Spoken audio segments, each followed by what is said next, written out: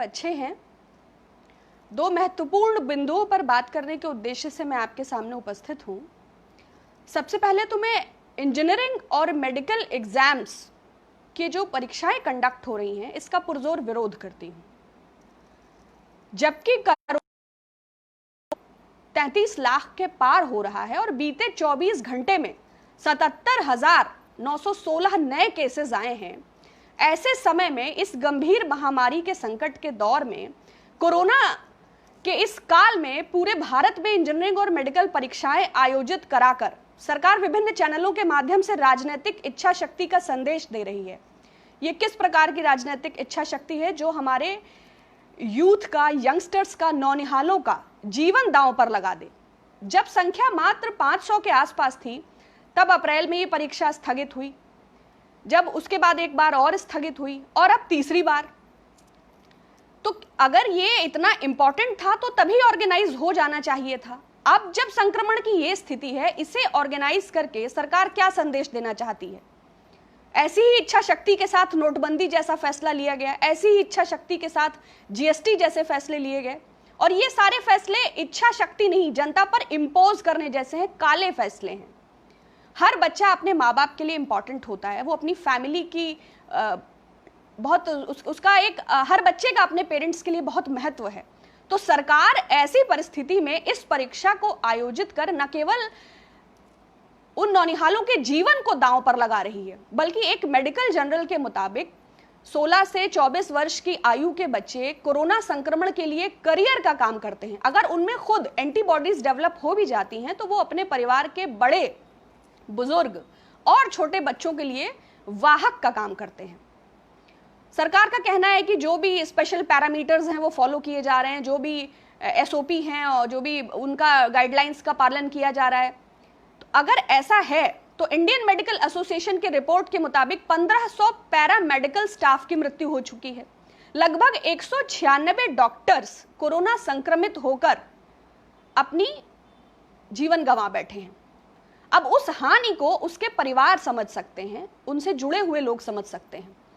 तो इस आपदा काल में इसको आयोजित करने की सरकार की क्या जिद है, क्या मंशा है, क्या इच्छा शक्ति है, और इस दुर्भाग्यपूर्ण फैसले को सरकार क्यों इंपोज कर रही है, इसको क्यों जबरदस्ती लागू कर रही है, इसको सरकार स्पष्ट करे। शिक्षा मंत्री पोखरियाल, उनका बयान है कि ये तो प्रखरता है और इतना डाउनलोड हो चुके हैं इतने एडमिट कार्ड्स।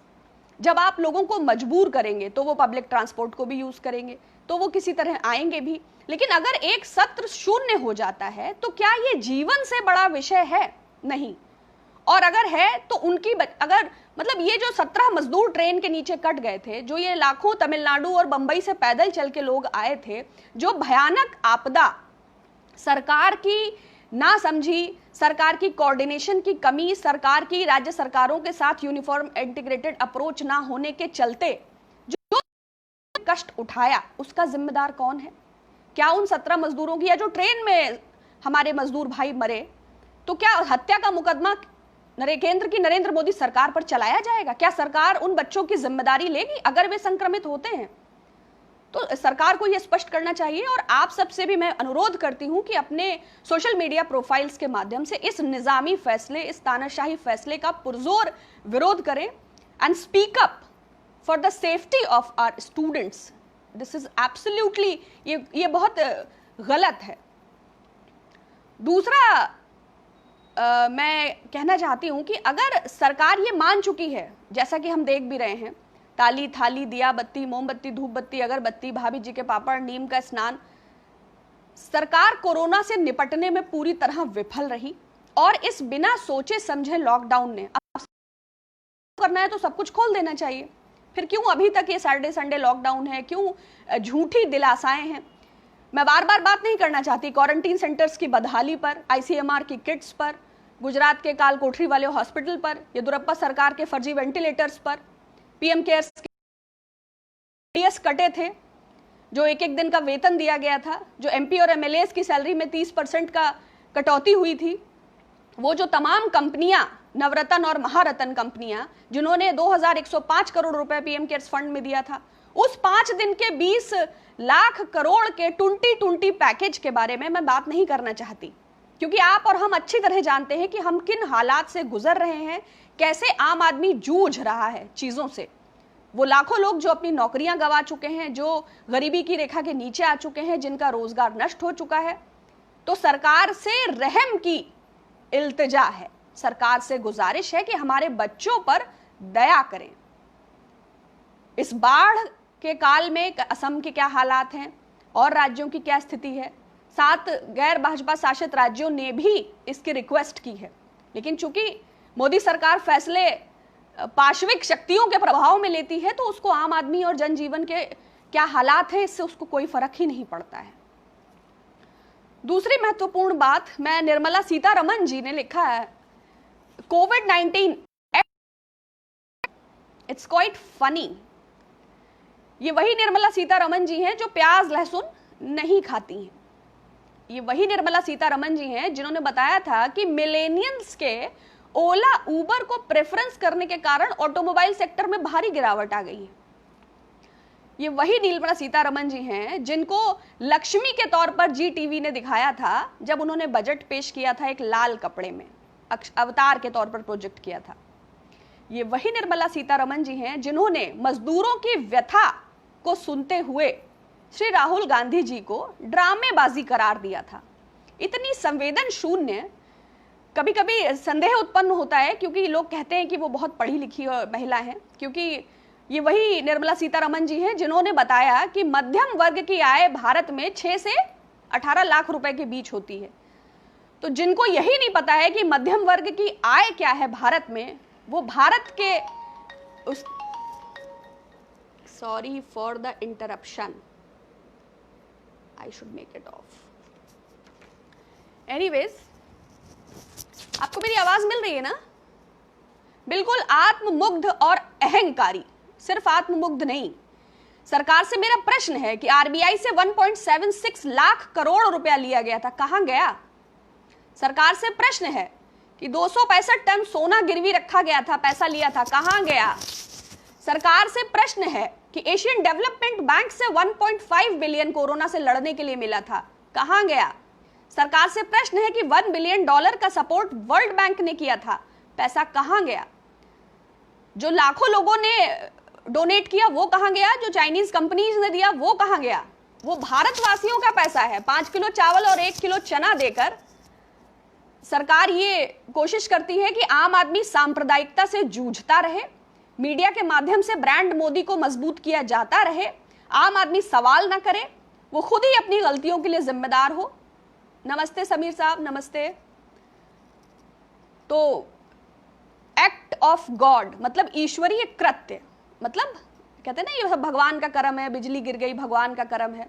तो निर्मला जी से पूछना चाहती हूं कि अगर ये भगवान का कर्म है तो जीएसटी भी क्या एक्ट ऑफ गॉड था?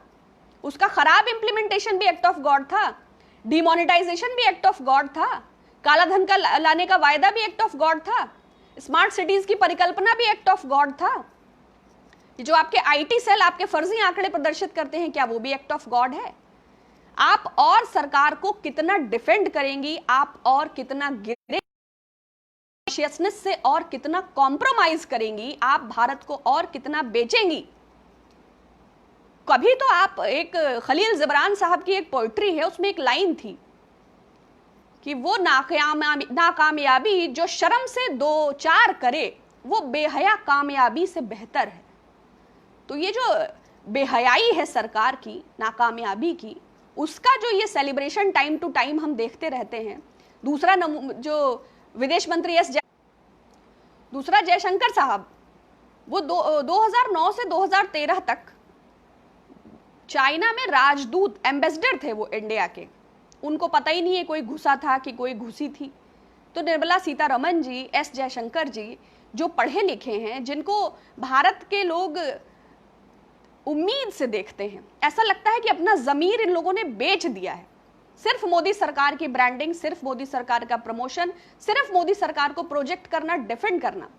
और निर्मला जी से तो यह भी प्रश्न है कि उनके फ्रांस जाने के बाद HAL, हिंदुस्तान एरोनॉटिक्स लिमिटेड में 89.97 सरकार की हिस्सेदारी है। फिर अनिल अंबानी दिवालिया 1 लाख करोड़ का एनपीए है, उनको क्यों कॉन्ट्रैक्ट दे दिया जाता है राफेल का? वाई?